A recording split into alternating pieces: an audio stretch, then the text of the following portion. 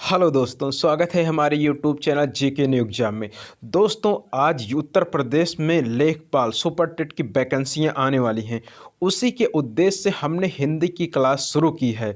हिंदी की क्लास में आज हम आपको समास पढ़ाने चल रहे हैं। दोस्तों, आज हम सभी भाइयों और बहनों को समास ऐसे तरीके से बताएंगे कि आप एक चुटकी बजाते ही इसको आप कभी भी भूलेंगे नहीं।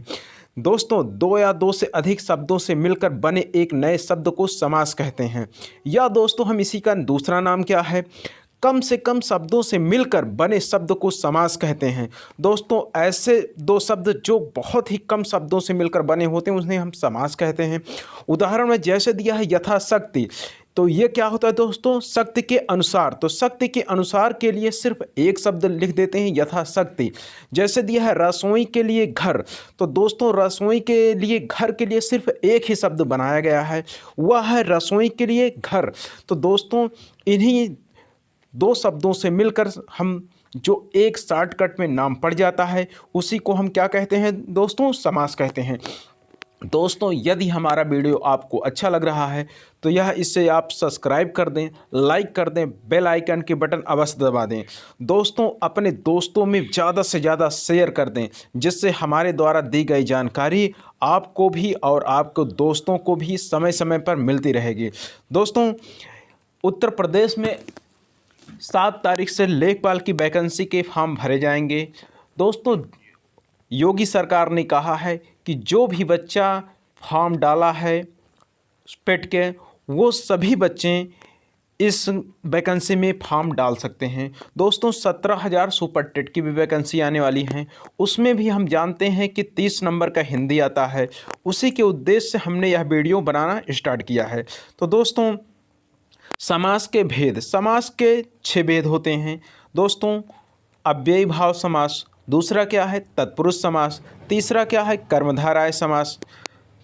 दोस्तों, चौथा क्या है? द्विगु समास, पांचवा क्या है? द्वंद्व समास, छठवां क्या है? बहुब्रीहि समास।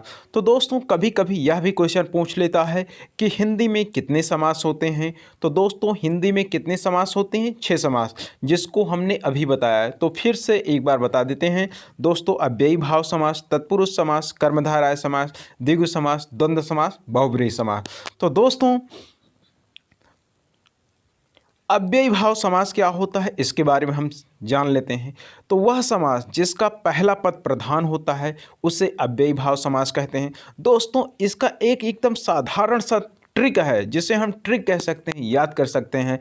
ऐसा समास जिसका पहला शब्द उपसर्ग हो। उपसर्ग का मतलब क्या होता है दोस्तों? जैसे दिया है प्रति, आजन्म, यथासंभव इत्यादि। तो दोस्तों, जो इसमें प्रति लगा होता है या आजन्म में आ लगा होता है, यथासंभव में यथा लगा होता है, यह क्या कहलाते हैं? उपसर्ग। दोस्तों, हम जानते हैं उपसर्ग उन शब्दों को कहते हैं जो किसी भी शब्द के प्रारंभ में लगते हैं। उनसे बने शब्द को हम अव्ययी भाव समास कहते हैं। तो दोस्तों, अव्ययी भाव की पहचान ही होती है कि प्रारंभ में इन शब्दों के उपसर्ग लगा होता है। ऐसे ही शब्दों को हम क्या कहते हैं? अव्ययी भाव समास कहते हैं।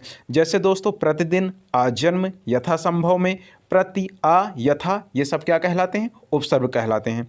दोस्तों, जैसे दिया है भरपेट, तो भरपेट का क्या हो जाएगा दोस्तों? भर और पेट। उसी तरह दिया है प्रतिकूल, तो प्रति और कूल। हाथों हाथ, इसमें क्या हो जाएगा दोस्तों? हाथ और हाथ। प्रतिमान, तो प्रति प्लस मान। तो दोस्तों, पहले शब्द में भर पेट में भर, प्रतिकूल में प्रति, हाथों हाथ में हाथ, प्रतिमान में प्रति। ये शब्द दोस्तों क्या कहलाते हैं? उपसर्ग कहलाते हैं। इन्हीं के शब्दों से मिलकर जो शब्द बनता है उन्हें हम क्या कहते हैं दोस्तों? अव्ययी भाव समास कहते हैं। तो दोस्तों, अव्ययी भाव समास की पहचानने का इससे आसान तरीका और नहीं है।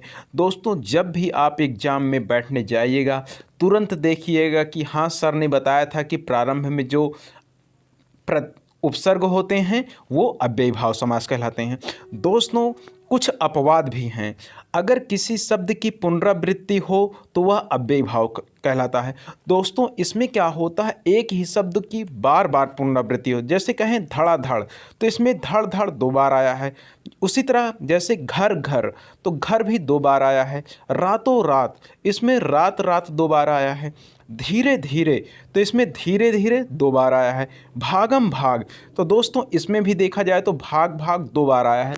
तो दोस्तों ऐसे शब्द जिनमें उसकी 2 बार या पुनरावृत्ति होती है उसे हम क्या कहते हैं, अव्ययी भाव कहते हैं। दोस्तों आप इसमें जो हाइफन लगा है इसको देख कर कन्फ्यूजन मत हो जाना कि यह द्वंद्व समास है। तो दोस्तों अब चलिए हम देखते हैं द्वंद्व समास। द्वंद्व समास किसे कहते हैं?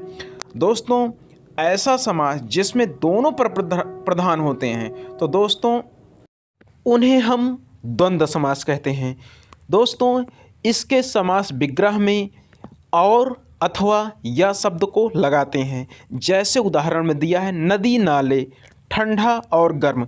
दोस्तों जब इसका विग्रह करते हैं तो नदी और नाले, ठंडा या गर्म, तो इसमें हम या तो और का प्रयोग करते हैं या तो या का प्रयोग करते हैं। इसकी विग्रह का यही पहचान है। तो दोस्तों इसका पहचान आसान होता है, इसमें एक दूसरे के विपरीत शब्द बने होते हैं। इस प्रकार के समास में दोनों पद एक दूसरे के विपरीत होते हैं। जैसे राजा और प्रजा, पाप और पुण्य, नर और नारी। राजा को उल्टा प्रजा, पाप को उल्टा पुण्य, नर को उल्टा नारी। तो दोस्तों इससे पहचान हो जाती है कि यह द्वंद्व समास है। तो द्वंद्व समास से संबंधित चलिए दोस्तों कुछ हम इसके उदाहरण भी देख लेते हैं। द्वंद्व समास के उदाहरण जैसे समस्त पद दिए हैं नदी नाले तो इसका विग्रह नदी और नाले। राजा प्रजा तो राजा और प्रजा। पाप पुण्य, पाप और पुण्य। नर नारी, नर और नारी। तो दोस्तों इसमें देखा जाए इसका जो विग्रह होता है तो इसमें और अथवा या शब्द का प्रयोग करते हैं। चलिए दोस्तों इसके कुछ और उदाहरण देख लेते हैं। सुख दुख तो सुख और दुख। खरा खोटा तो खरा या खोटा। दोष गुण, दोष और गुण। राधा कृष्णा, राधा और कृष्ण। देश विदेश, देश और विदेश। दोस्तों इसी प्रकार ठंडा गर्म का ठंडा और गर्म हो जाएगा। दोस्तों यदि हमारा वीडियो अच्छा लग रहा है तो लाइक करें, सब्सक्राइब करें।